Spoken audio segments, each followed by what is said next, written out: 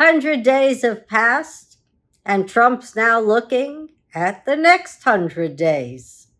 Well, one thing his administration has done, it's made it very clear democracy is not forgotten. Maybe on hold here in America, but elsewhere, pro-democracy folks are gathering.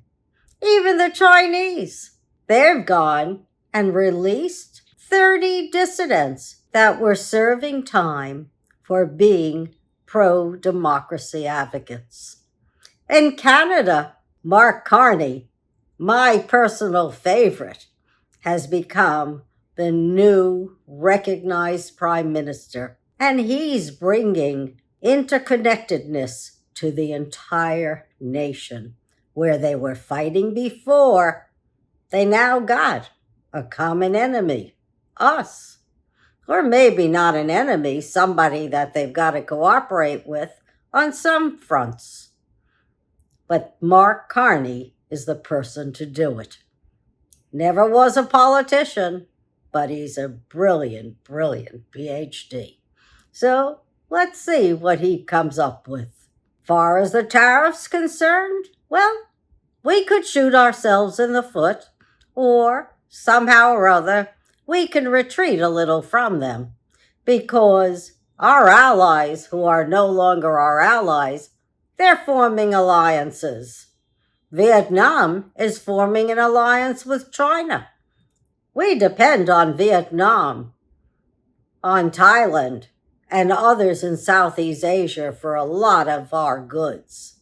And it might be okay for Trump to say that somebody can have $2 instead of 30, though I don't know many kids who can afford $30, or even $2 for that matter.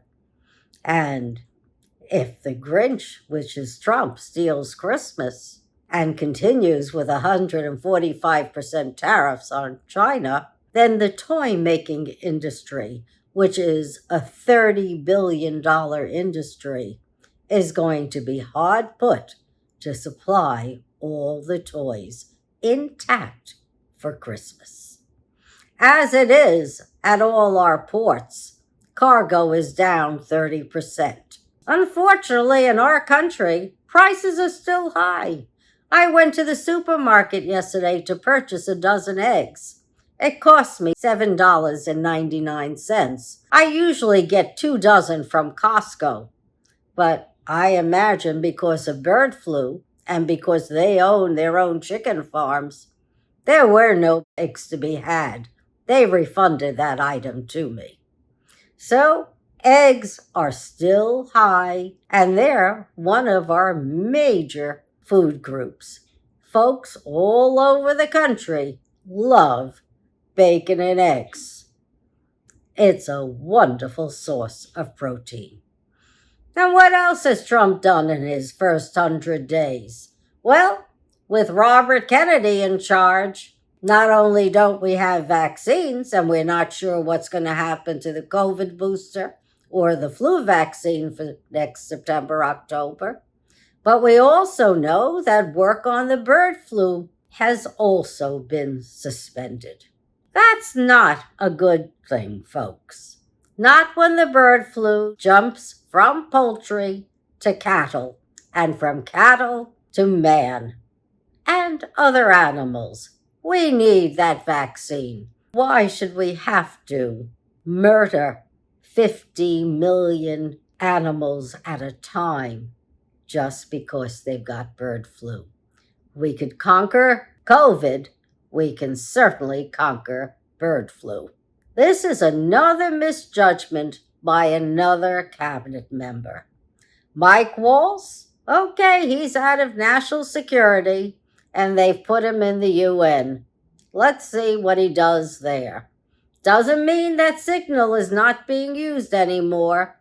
Mark Rubio, who now has 4 hats, is still using Signal, along with Hegseth and everyone else.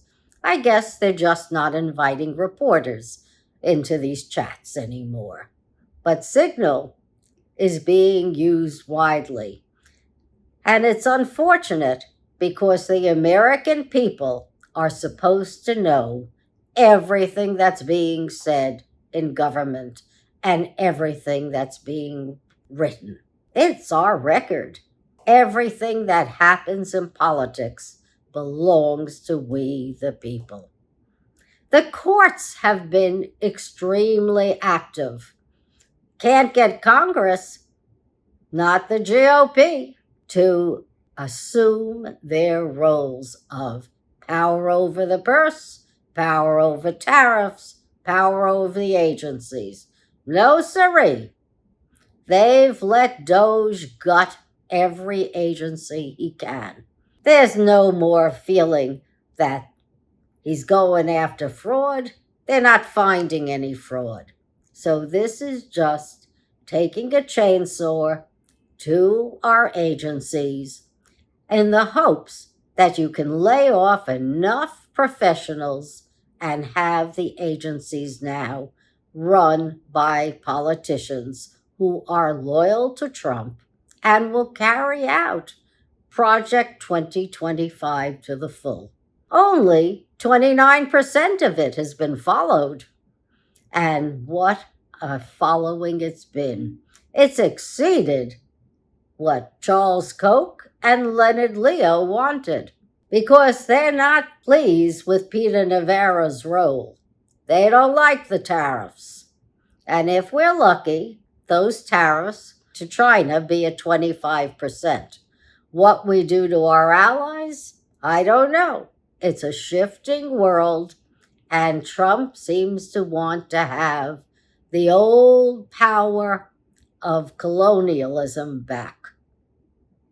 So we'll see. He prefers to threaten people and negotiate.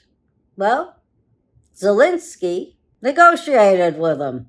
Will he uphold the contracts that they're going to sign? If they do, Zelensky's happy to share with America.